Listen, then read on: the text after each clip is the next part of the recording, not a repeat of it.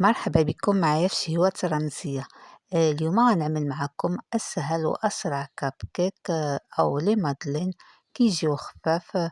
وصفة جد اقتصادية. غنعمل معكم 12 حبة ببيضة واحدة. بقاو معايا تشوفوا المقادير وطريقة التحضير.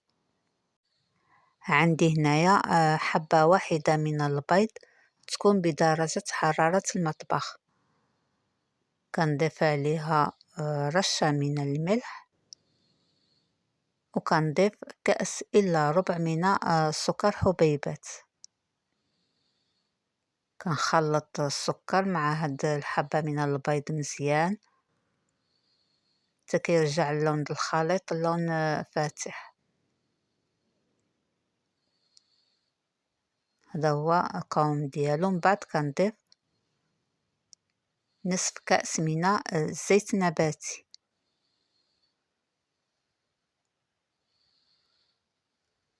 كنخلط الزيت مع هاد الخليط مزيان،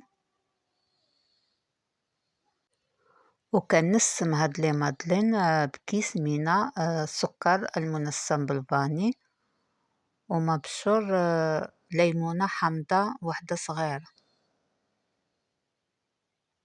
كنخلط مزيان وكنضيف كأس من الحليب. الحليب يكون بدرجة حرارة المطبخ، ما يكونش بارد من الثلاجة. صافي كنخلط مزيان الحليب مع هذا الخليط هذا.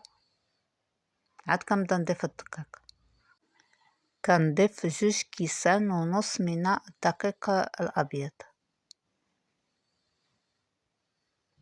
كأس الثاني ونصف.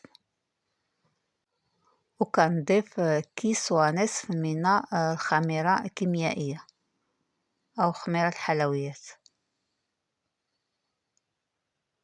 كنغربل الطحين وهاد الخميرة في الخليط ومن بعد كنخلط الدقيق مع هاد الخليط مزيان.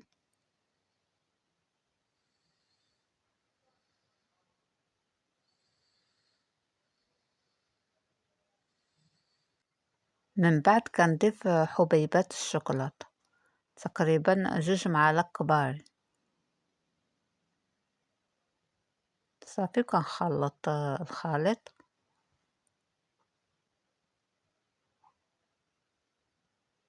كنكب هاد الخليط هذا في أكياس ورقية، وما كنعمرش هاد الأكياس هادو أو القوالب، ما كنعمرهمش، كنخليهم ناقصين بهاد الطريقة هادي.